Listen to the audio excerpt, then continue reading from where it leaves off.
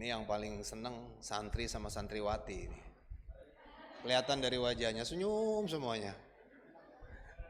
Karena libur ya hari ini ya. Hari Jumat di sini liburnya ya. Jadi kalau Jumat gini ditunggu-tunggu ya. Sama, ini Pak Budi juga kan nunggu-nunggu hari Jumat ya Pak Budi ya. Karena bisa jalan-jalan. Ada Pak Kapolres juga ya. Baik, bismillahirrahmanirrahim. Assalamualaikum warahmatullahi wabarakatuh. Wassalatu wassalamu ala asrofil anbiya wa mursalin wa ala alihi washabihi ajmain amma ba'd. Yang saya hormati pengasuh Pondok Tebu Ireng Bapak Kiai Haji Kikin Abdul Hakim. Terima kasih Pak Kiai. Dari Jakarta langsung terbang ke Tebu Ireng kembali ya Pak ya. Tepuk tangan untuk beliau. Karena beliau ingin menyambut saya, jadi langsung balik ya Pak. Yang saya hormati Ketua PWLPNU Jawa Timur, Bapak Wahyu Priambodo. Saya kemarin ketemu beliau, saya pikir artis dari Jawa Timur. Gak taunya Ketua PWLPNU Jawa Timur, luar biasa. Terima kasih Pak Wahyu.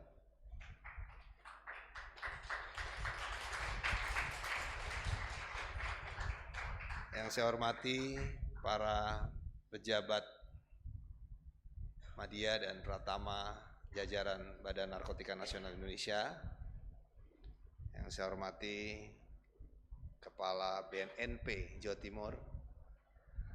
Yang saya hormati CEO PT Bersama Mencapai Puncak TBK Ayam Nelongso Bapak Nanang Suherman. Yang saya hormati Kapolres Jombang. Saya hormati seluruh pengurus Pondok Pesantren Tebu Ireng, para wali santri, dan wabil khusus anak-anakku, para santri dan santriwati yang berbahagia. Tepuk tangan.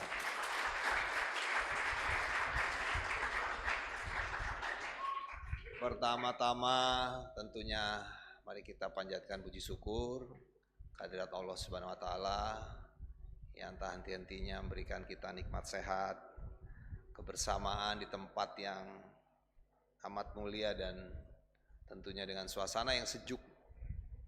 Suasana pendidikan, keagamaan dan pengabdian dalam rangka memperingati Hari Santri ke-9. Betul nggak? Sudah mau masuk Hari Santri kan? Ke-10 apa ke-9? Oh 10 ya, wah mohon maaf. Ini tentunya sejak ditetapkan oleh Bapak Presiden Joko Widodo di tahun 2015 lalu ya. Bangsa Indonesia selalu menetapkan Hari Santri 22 Oktober. Tentunya hal ini untuk mengenang jasa besar seorang ulama Hadratul Syekh Kiai Haji Hasyim Asy'ari yang pada tanggal tersebut di tahun 45 mengeluarkan fatwa resolusi jihad sebagai bentuk seruan kepada umat Islam untuk mempertahankan kemerdekaan ya, terhadap para pasukan sekutu ya, saat itu. Nah, dari resolusi jihad inilah sebulan kemudian meletus perlawanan arek-arek Surabaya ya, yang sangat dikenal, yang sangat fenomenal. Seorang pemuda hebat terhadap pasukan sekutu pada 10 November yang kita kenang dengan Heroes Day, Hari Pahlawan. Betul nggak? Dirayakan nggak di sini? Haruslah. Ini kan masih wilayahnya Bung Tomo kan, Surabaya. Nah, dari pesantren inilah Pondok Pesantren Tebu Ireng yang namanya begitu besar, saya pun sangat mengaguminya. selama ini hanya mendengar dan membaca literasinya. Alhamdulillah hari ini saya berada di pondok pesantren yang hebat itu.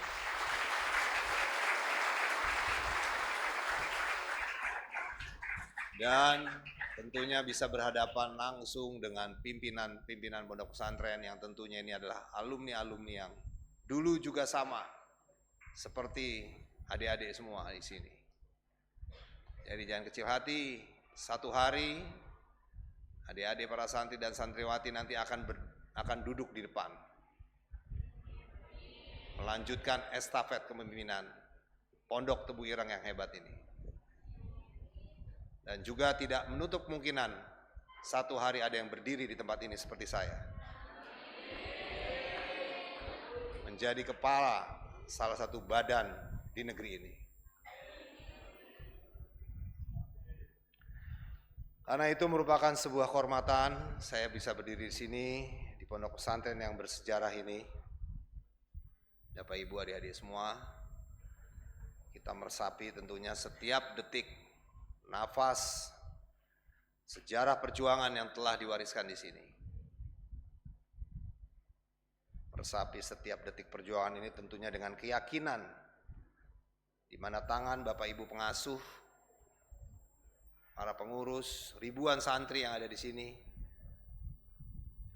yang telah mewarisi dan terus mengembangkan nilai-nilai perjuangan dan pengabdian negeri ini, tentunya untuk masa depan bangsa ini. Bapak Ibu, para pengasuh pesantren dan hadirin yang saya hormati, suasana sejuk dan damai kita bisa rasakan di pesantren ini.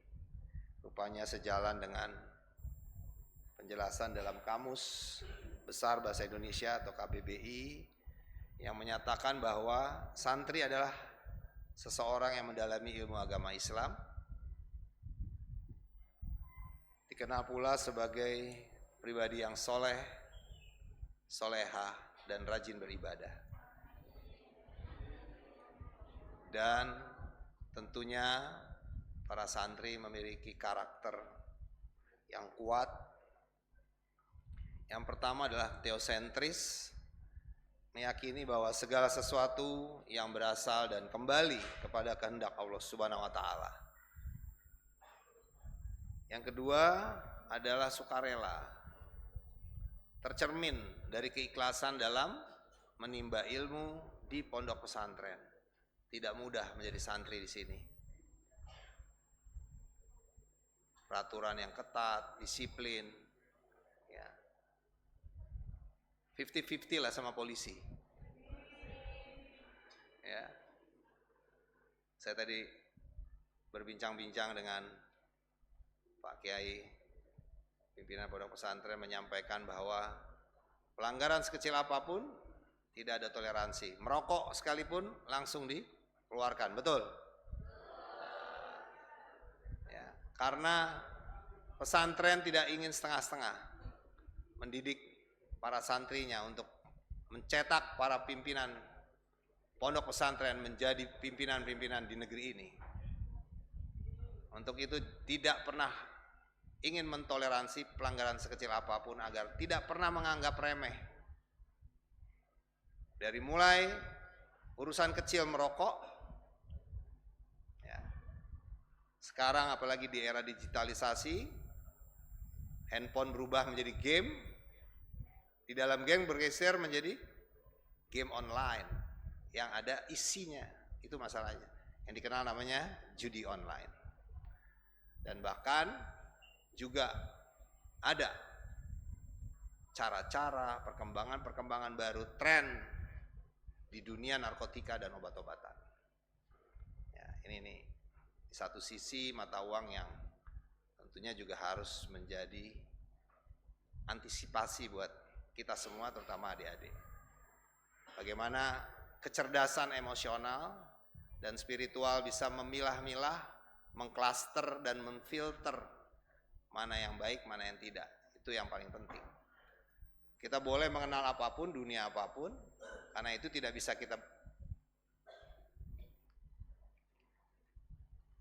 kita hindari Tapi yang paling penting kita bisa memfilter. Karena sekarang dunia ini sudah borderless, tanpa batas. Betul tidak? Ya. Udah nggak ada lagi sekarang blok timur, blok barat. Ya, semua yang punya kepentingan go ahead. Nah, kitanya yang harus mampu menjaga. Tentunya dengan norma-norma yang telah diajarkan di pondok pesantren ini, kita semua diharapkan mampu memfilter, mengklasterisasi mana yang sisi positif dan negatif. Boleh nggak tahu narkoba? Boleh. Boleh nggak? Boleh. Ya, sebagai ilmu pengetahuan. Apa itu jenis narkoba, dampaknya. Ya, tapi bukan berarti harus nyobain. Karena dari nyoba-nyoba iseng-iseng berhadiah itu justru yang bahaya. Bahkan dari penelitian kita, heroin itu 2 kali. Ya, nyoba-nyoba, ketiga kali dipastikan addicted. Nah, segitu parahnya narkotika, ketergantungannya. Nah, tentunya yang ketiga adalah sifat bijak. Ini menunjukkan sifat sabar, rendah hati, dan taat hukum agama. Dan sederhana, serta mandiri. Karakter ini juga terbentuk karena kehidupan pesantren yang serba terbatas. Nah, melihat situasi bangsa ini, saya yakin pesantren dan para santrinya adalah solusi dan jawaban yang kita miliki. Dan tentunya Indonesia dan semua bangsa di dunia ini saat ini tengah menghadapi satu permasalahan yang sama. Adalah salah satunya narkoba. Baru narkoba? Tidak. Ya, tapi masalahnya sekarang narkoba semakin beragam. Bandar-bandar narkotika yang sangat jahat itu, dia menggunakan segala cara untuk memasuki narkotika ke Indonesia, baik melalui jalur laut, jalur darat, dan bahkan udara. Dan bentuknya pun sekarang sudah beragam. Ya, dulu mungkin adik-adik mengenal ada ganja, kokain, heroin, ekstasi. Sekarang ada namanya NPS, New Psychoactive Substances. Narkotika jenis kimia, chemical, liquid, yang dimasuki ke dalam vape. Ya, vape tahu ya? Keren nggak? Keren, ngebul kan? Push. Ada yang pernah nyoba? Nah, jujur, yang jujur saya kasih hadiah. Nggak ada yang berani. Nanti dicatat sama Pak Kiai yang di depan. Jangan. Ya, karena konon katanya kalau di dalamnya ada narkotika 2 kali hisap, 3 kali langsung nagih. Jadi jangan pernah main-main. Ya, oke? Tahu aja, sekedar tahu. NPS sekarang di dunia ini sudah 1.300 lebih jenis di seluruh dunia. Di Indonesia dari hasil penelitian kita tuh sudah 175 jenis NPS. Salah satunya etomidate dan ketamin. Itu jenis NPS, narkotika jenis baru yang nanti akan masuk di dalam golongan narkotika, terutama etomidate. Efek stimulannya sangat tinggi. Banyak yang juga sudah kembali ke alamnya sana karena itu. Ya jangan coba-coba, jangan main-main NPS. Ya, mungkin masih agak kurang familiar nama itu ya. Nah, nanti boleh dibuka di Google. Apa jenis-jenis NPS? Ya. New Psychoactive Substances. Ya, nah. Kita kemarin mengajukan uji di lab 340 sampel ya Pak Yuki ya. 12 diantaranya narkotika dan 21 diantaranya adalah etomidate.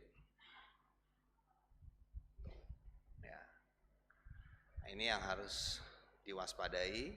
Bandar-bandar jahat ini sangat pintar.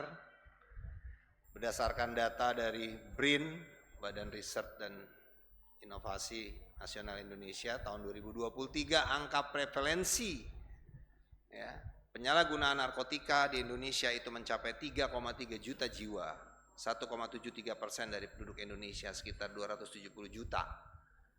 Itu sesuai teori gunung es. Kalau kita lihat di atas, kita tidak bisa membayangkan di bawahnya yang tidak terdata, yang tidak terlihat. Berarti lebih daripada itu. Ini PR besar buat kita semua. Ini utang kita yang harus kita bayar. Gimana cara bayarnya? Sembuhkan, rangkul, tolong mereka, rehabilitasi secara maksimal. Jangan main-main.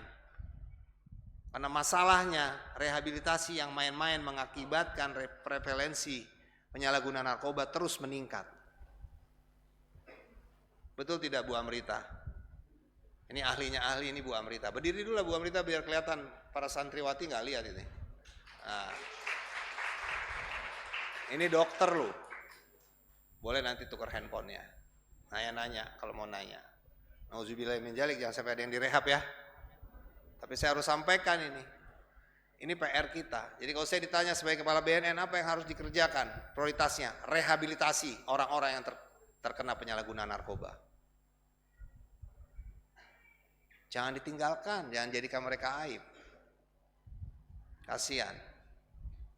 Adik-adik kalau misalnya sakit batuk, pilek, ditinggalin sama orang tuanya, sedih nggak? Nah, ya begitulah kira-kira.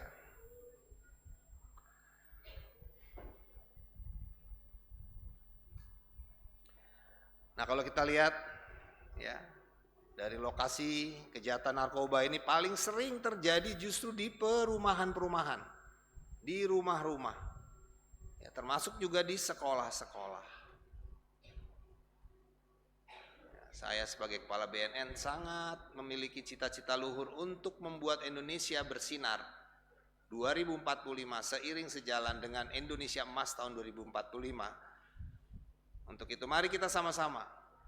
Saya mengharapkan adik-adik para santri dan santriwati menjadi agen pencegahan narkotika di Indonesia. Setuju? Ya, mari kita glorifikasikan. Tepuk tangan dulu lah.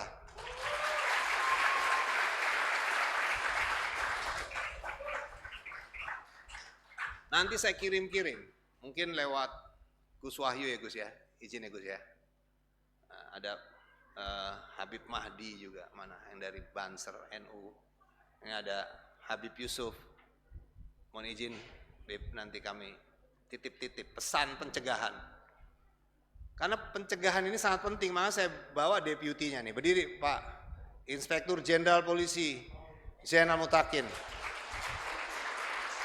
Beliau adalah panglima perang untuk mencegah narkoba masuk ke Indonesia.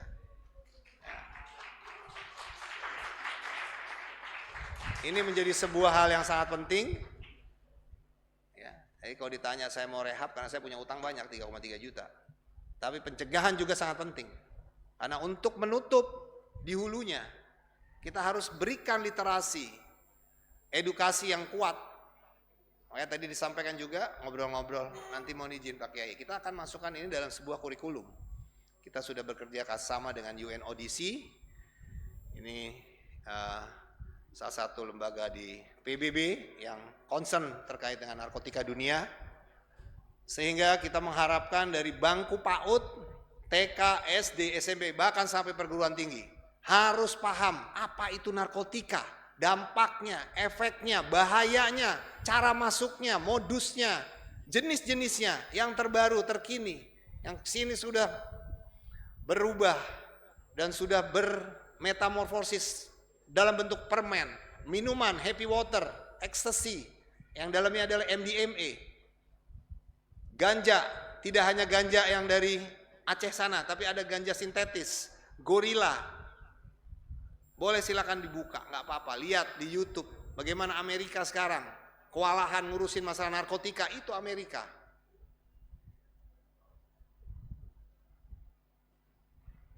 Ya, jadi ini PR besar kita semua. Makanya narkotika masuk dalam asta cita. poin ke-7. Ya, yang jelas ini harus sama-sama. Saya kepala BNN hanya bisa memberikan semangat, memotivasi seluruh elemen masyarakat di Indonesia, baik kementerian terkait, badan-badan, stakeholder, tokoh-tokoh agama, tokoh-tokoh masyarakat dan pemuda, dan juga adik-adik santri semua. Kita harus jadi agen pencegahan narkotika. Kita jangan diam. Orang tua harus paham. Jangan sampai anak-anaknya sudah larut jauh, padahal anaknya sudah dalam. Tidak bisa mengenal secara fisik dan psikisnya. Karena dampak narkotika ini efeknya beda-beda, walaupun stimulasinya sama. Ya, kayak ganja dampaknya beda. Ekstasi ya beda. Sabu beda. Ya, tapi semuanya tidak ada yang tidak berbahaya. Semua berbahaya. Ya, jangka panjang yang dirusak otak, jiwa kita bisa rusak. Secara sosial, secara medis.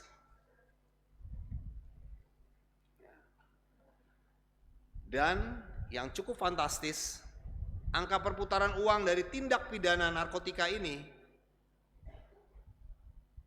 siapa yang tahu? Setahun berapa kira-kira? Ya, ini dari hitung-hitung mencapai 500 triliun.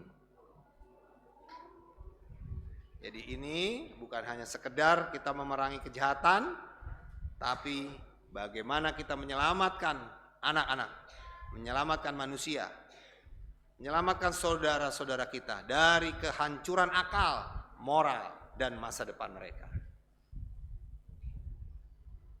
Bapak Ibu, pengasuh pesantren, hadirin sekalian yang saya hormati, tentunya memaknai jihad melawan narkoba ini sangat berat. Namun ini ada sebuah keniscayaan, kita harus punya keyakinan, kita harus punya komitmen yang kuat dan komitmen bersama. Tentunya dengan memahami beberapa hal. Yang pertama, pentingnya kesadaran dan pemahaman tentang bahaya narkoba. Ya, kita harus jadikan narkoba ini musuh bersama, ya, yang dapat merusak tubuh, pikiran, masa depan seseorang, terutama pemuda dan pemudi. Kenapa pemuda dan pemudi? Karena pemuda dan pemudi itu adalah kelompok remaja yang selalu ingin tahu keterbaruan, hal-hal yang baru, novelty. Betul nggak adik-adik? Ya, karena saya juga punya anak di rumah. Masih kelas 5 SD, kelas 6 itu setiap hari buka gadget terus.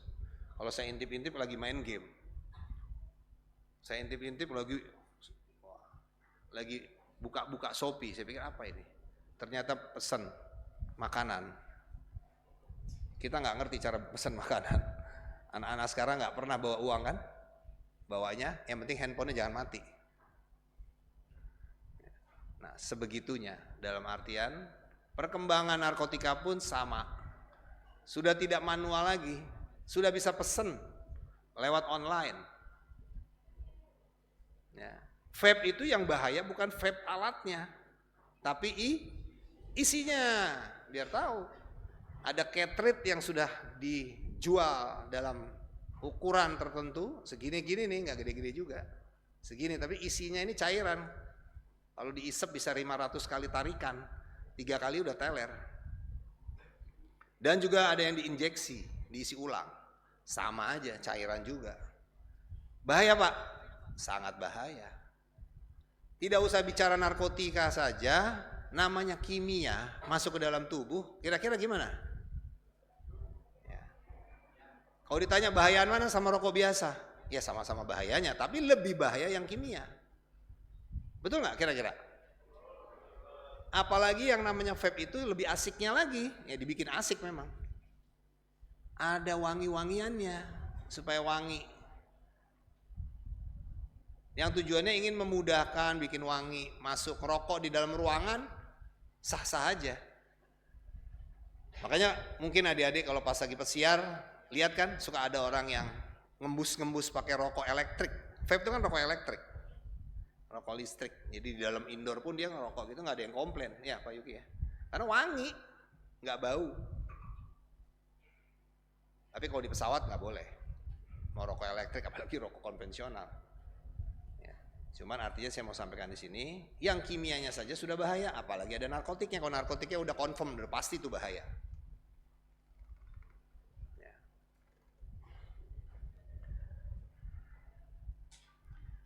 Di dalam Al-Quran, Allah mengingatkan kita untuk menjaga diri dan keluarga dari kebinasaan. Dalam surat Al-Baqarah 2195, Allah berfirman, dan belanjakanlah harta bendamu di jalan Allah, dan janganlah kamu menjatuhkan dirimu sendiri ke dalam kebinasaan. Ya, tentunya ayat ini mengingatkan kita bahwa narkoba adalah zat yang sangat merusak tubuh dan pikiran, sangat berbahaya. Ya. Dan tentunya bentuk kebinasaan ini harus kita hindari.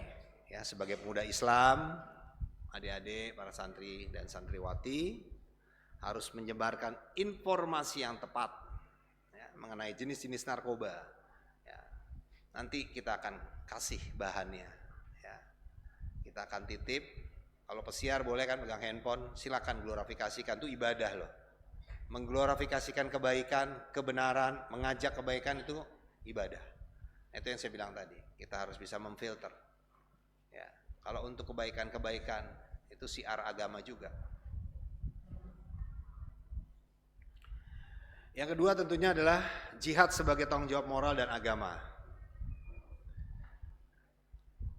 Jihad dalam Islam itu sering dianalogikan sebagai jihad fisik ya. Namun dalam konteks ini jihad juga memiliki makna yang lebih luas, yaitu perjuangan melawan segala bentuk kerusakan yang dapat merusak umat manusia. Ya, kita tahu narkoba ini adalah sesuatu yang sangat membahayakan. Untuk itu, mari dengan jihad kita mencegah, memberikan literasi, membagi, sharing informasi. Ya, kalau sudah tahu jangan dicoba-coba. Kita melawan, memberikan informasi, bahkan mungkin kalau ada teman, saudara, tetangga ya, yang ternyata ikut dalam peredaran narkotika, laporkan. Jangan pernah ragu-ragu. Ya, ada polsek, ada polres, ada koramil, ya, ada desa juga. Bisa lapor juga kepala desa, tidak masalah. Nanti kepala desa bisa berkoordinasi dengan polsek setempat, babin kaptipmas setempat, babinsa setempat. Yang ketiga adalah menjaga diri dan keluarga dari pengaruh narkoba. Ya. Tentunya pemuda Islam harus menjadi agen perubahan dalam keluarga. Ya.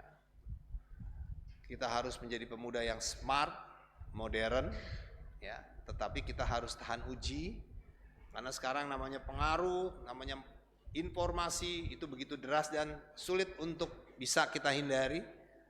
Di era digitalisasi sekarang, ya seperti saya sampaikan tadi, yang paling penting kita bisa memfilternya, menjaganya, ya, sehingga kita tahu mana yang baik, mana yang tidak, mana yang berbahaya, mana yang menguntungkan. Itu yang harus selalu kita jaga, kita pegang, karena pemuda yang hebat itu yang mampu ya, memfilter segala sesuatu yang terjadi di era yang serba borderless ini. Kemudian yang keempat, menggunakan nilai-nilai Islam untuk membangun ketahanan diri, di mana Islam selalu mengajarkan pentingnya menjaga tubuh, pikiran, hati ya, dari segala bentuk kerusakan. Untuk itu membangun ketahanan diri adalah langkah pertama dalam melawan narkoba. Pemuda Islam harus mengintegrasikan nilai-nilai Islam dalam kehidupan sehari-hari untuk memperkuat ketahanan mental dan emosional. Menyaring informasi dalam pergaulan dengan prinsip-prinsip Islam dengan mengutamakan hidup sehat, ya, bersih, penuh kasih sayang kepada sesama, tentunya akan membantu pemuda Islam untuk menjauhi dari pengaruh-pengaruh narkotika dan obat-obatan terlarang. Yang berikut, pentingnya pendidikan dalam mencegah penyalahgunaan narkoba. Pendidikan adalah alat yang paling efektif dalam mencegah penyalahgunaan narkoba, seperti yang sekarang adik-adik sedang menimba ilmu di pesantren ini. Ini adalah hal yang sangat penting, hal yang sangat mendasar dalam proses kita menjadi manusia yang lebih dewasa, lebih berarti, lebih bermanfaat, yang nantinya adik-adik semua ya, pada hakikatnya akan terjun ke masyarakat, akan menjadi agen-agen perubahan di negeri ini. Adik-adik begitu dimudahkan sekarang dengan gadget, ya, dengan informasi teknologi yang begitu canggih, ada AI, apapun yang ingin kita buka, kita lihat hitungan detik kebuka. Ya. Tentunya hal ini, ya, sekali lagi sangat bisa kita manfaatkan. Ya, tapi juga dalam kesempatan yang baik ini saya mengingatkan, ini juga bisa membawa kita ke dalam alam kehancuran kalau kita tidak bijak menggunakannya. Banyak kasus-kasus yang menggunakan sarana digitalisasi ini untuk melakukan hal-hal yang tidak baik, bahkan kejahatan, penipuan, ya, kejahatan LGBT, seks menyimpang, narkotika, obat-obatan, terorisme, ya, itu kerap kali terjadi di dunia ini, karena sekarang kita tahu dunia sudah bukan dunia di wilayah atau di daratan ini saja, tapi ada dunia yang juga ramai penduduknya, yaitu dunia cyber. Penduduknya lebih padat kadang, bahkan karena banyaknya platform. Dalam platform pun satu orang bisa menjelma banyak orang. Satu orang bisa membuat akun-akun yang banyak. Dikenal ada fake account. Ada juga yang akun-akun yang memang akun yang baik, akun yang real. Ada yang real, ada yang no real. Dia penduduknya lebih banyak, karena satu orang bisa jadi 10 orang di dalam dunia cyber, betul nggak? Itu kira-kira analoginya. Kemudian yang berikut adalah menjaga masa depan bangsa melalui pemberantasan narkoba. Kita tahu penyalahgunaan narkoba adalah ancaman besar terhadap masa depan bangsa. Banyak pemuda yang terjebak, kehilangan potensi dan produktivitasnya. Jika tidak segera diberantas, maka akan mengancam generasi penerus bangsa. Narkoba tidak hanya merusak individu, tetapi juga merusak masyarakat dan bangsa secara keseluruhan. Oleh karena itu sangat penting para santri, santriwati sadari betul bahwa tanggung jawab moral untuk menjaga diri, keluarga dan masyarakat itu sangatlah penting. Dan adik-adik semua adalah agen perubahan di dalam masyarakat untuk menciptakan dunia yang lebih sehat dan produktif tanpa narkoba. Ya. Jadi hidup keren tanpa narkoba. Ya. Kalau di kota-kota itu kan, wah, gayanya pakai vape apa dalamnya narkoba. Dilihat orang kelihatannya gaya. Ya. Padahal itu hal yang sangat tidak pas di era sekarang, ya. Walaupun sekarang apalagi narkotika ini sudah masuk ke pelosok-pelosok sampai ke desa-desa. Ya.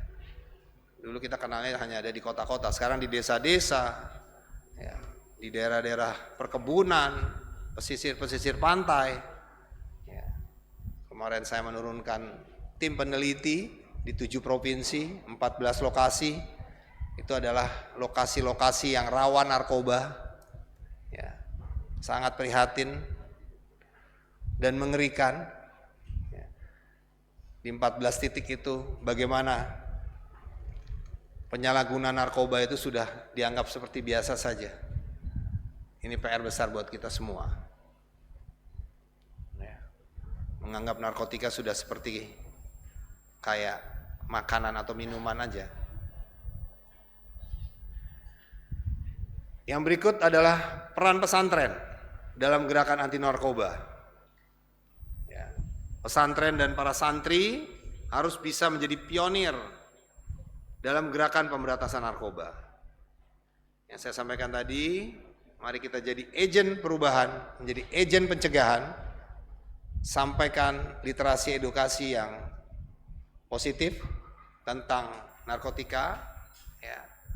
Jangan sampai adik-adik kita, saudara-saudara kita, tetangga-tetangga kita, teman-teman kita, sahabat kita, ya, karena ketidaktahuannya atau karena punya masalah misalnya, atau juga ingin dianggap tren gitu, gaya, akhirnya coba-coba masuk, keenakan, keasikan, terjun bebas. Ya. Nah, saya berharap melalui gerakan kolektif ini, santri dapat bersama-sama memerangi narkoba, membantu masyarakat untuk lebih sadar, lebih aktif, mendukung, dan juga tentunya mendorong ya, saudara-saudara kita yang sudah terkena untuk segera direhabilitasi. Ya. Yang berikut adalah kerjasama dengan institusi pemerintah dan masyarakat. Kita tidak bisa sendiri, BNN, kita mengajak segenap elemen masyarakat, termasuk pesantren, pemerintah, polisi, dan lembaga terkait lainnya. Dan pemerintah harus mendukung pesantren dalam pemberantasan narkoba, tentunya dengan kebijakan yang tegas, dengan program-program rehabilitasi yang dapat membantu korban narkoba untuk pulih, dan kolaboratif dalam hal penyuluhan, campaign, ya, pengawasan yang melibatkan masyarakat secara aktif. Dan masyarakat sendiri harus terus mendorong, berpartisipasi dalam pencegahan tersebut dengan sinergi, ya, kolaboratif. Yang berikut adalah peran pesantren dalam pemulihan pengguna narkoba. Bagi mereka yang sudah terjerumus, pesantren dan santri harus siap untuk berperan sebagai agen pemulihan. Rehabilitasi bukan hanya tugas pemerintah atau lembaga medis, tapi juga tanggung jawab sosial yang melibatkan segenap elemen masyarakat, termasuk pesantren. Ya. Pesantren dapat mendirikan pusat rehabilitasi berbasis agama untuk memberikan dukungan spiritual dan moral kepada para mantan pengguna narkoba. Atau istilahnya apa namanya, pencintas ya, penyintas ya, penyintas narkoba. Kalau di dalam balai rehab kita menyebutnya klien ya, jadi klien kita.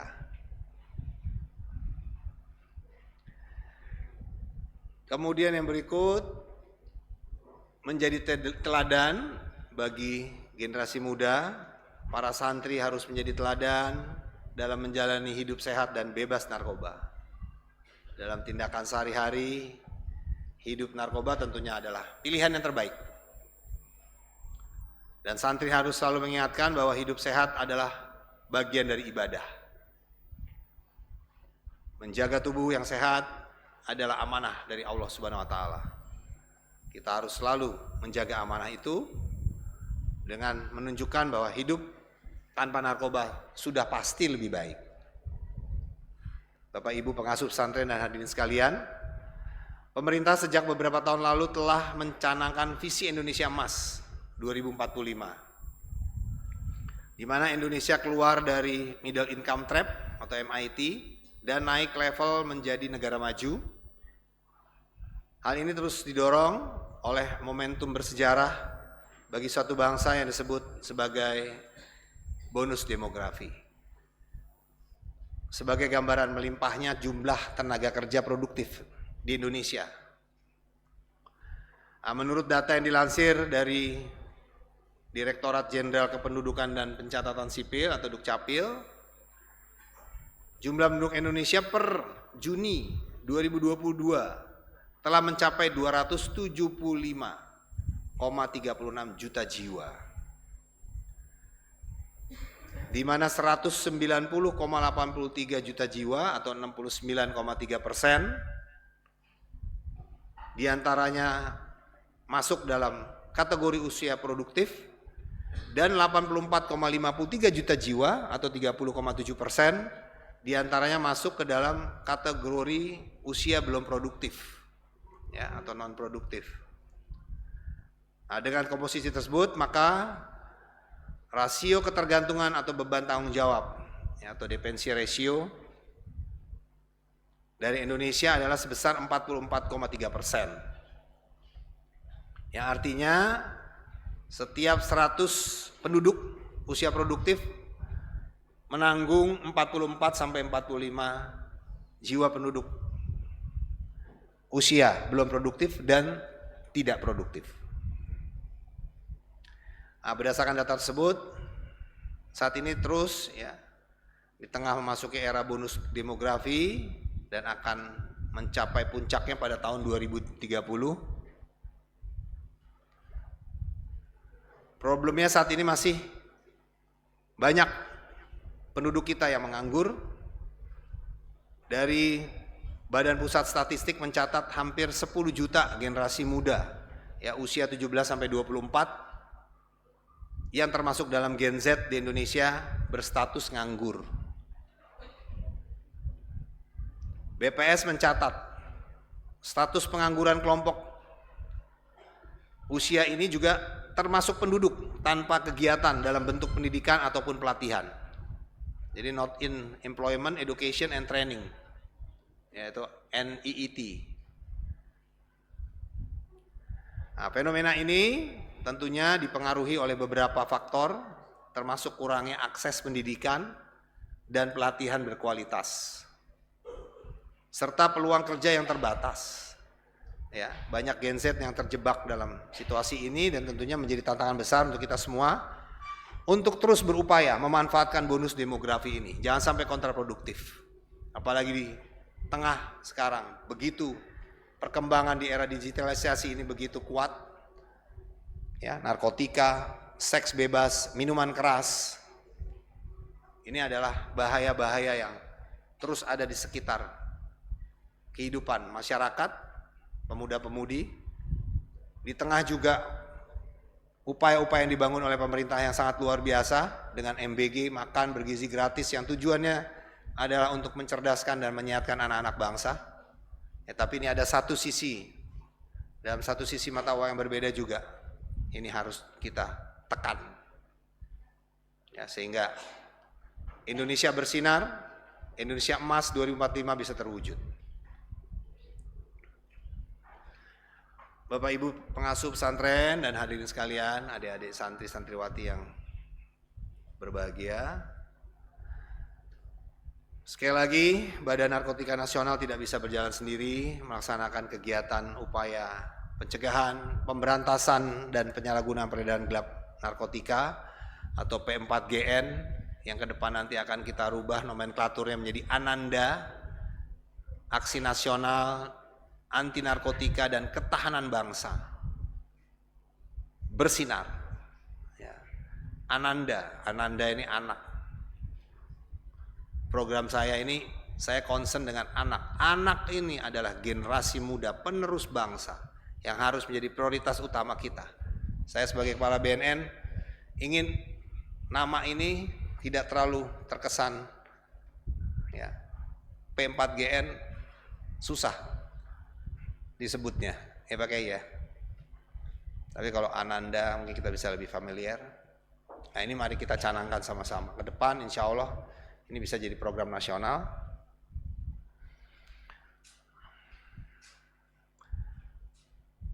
Mari kita teguhkan tekad bersama dengan semangat War on Drugs for Humanity. Kita berperang terhadap narkotika demi kemanusiaan. Setuju? Kita yel-yel sama-sama. Saya sebut War on Drugs for Humanity. Adik-adik santri-santriwati menjawab dengan huha. Oke? Ya, tangannya di sini semua. War on Drugs for Humanity. Huha! War on Drugs for Humanity. Huha! Semangat ya.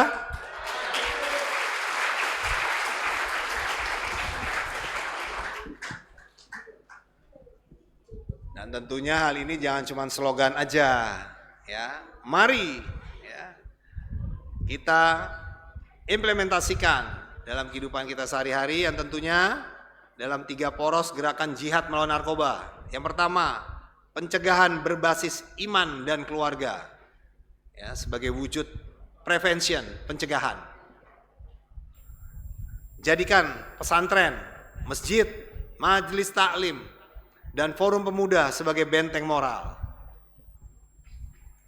Sosialisasikan bahaya narkoba bukan dengan ancaman, tapi dengan keteladanan dan edukasi yang menyentuh hati. Setuju? Yang kedua, pendampingan dan pemulihan. Ya, ini sifatnya adalah kuratif, bantu mereka yang terjerumus kembali ke jalan yang benar. Jangan ada stigma mantan pengguna atau yang masih pengguna itu aib. Jangan. Ini orang sakit.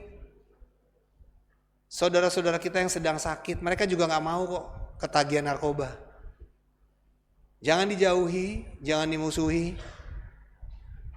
Tapi rangkul, ajak, tolong mereka, sembuhkan. Rehabilitasi.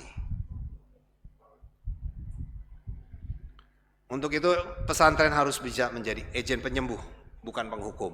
Setuju? Yang ketiga, pemberdayaan dan reintegrasi sosial. Ya, tentunya kita berharap dengan ini bisa lebih produktif. Ya, setelah pulih, bantu mereka hidup kembali bermartabat. Melalui kewirausahaan, ya, pelatihan, kerja nyata. Mari bangun kemandirian dan harapan baru. Inilah jihad sosial yang sesungguhnya, mengubah kesalahan menjadi pelajaran dan penderitaan menjadi sebuah kekuatan. Bapak Ibu, pengasuh pesantren, para santri, santriwati yang saya cintai, saya banggakan. Mari kita jadikan Hari Santri ini bukan sekedar perayaan, tapi menjadi sebuah momentum kebangkitan. Ya. Kita buktikan bahwa pesantren bukan hanya pewaris sejarah, tapi juga penggerak masa depan. Kolaborasi antara BNN dan pesantren Tebu Ireng adalah langkah nyata menuju Indonesia Emas 2045. Tepuk tangan.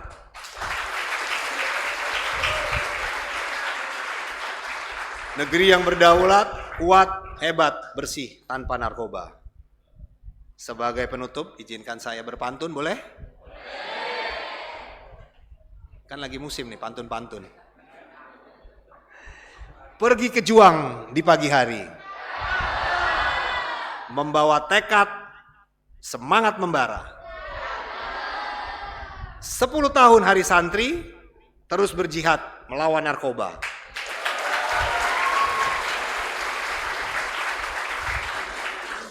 Menangkap ikan di tepian pantai. Jangan lupa bawa jala. Bangun negeri dengan kolaborasi. Para kiai jadi pelita. War on drug for humanity. War on drug for humanity.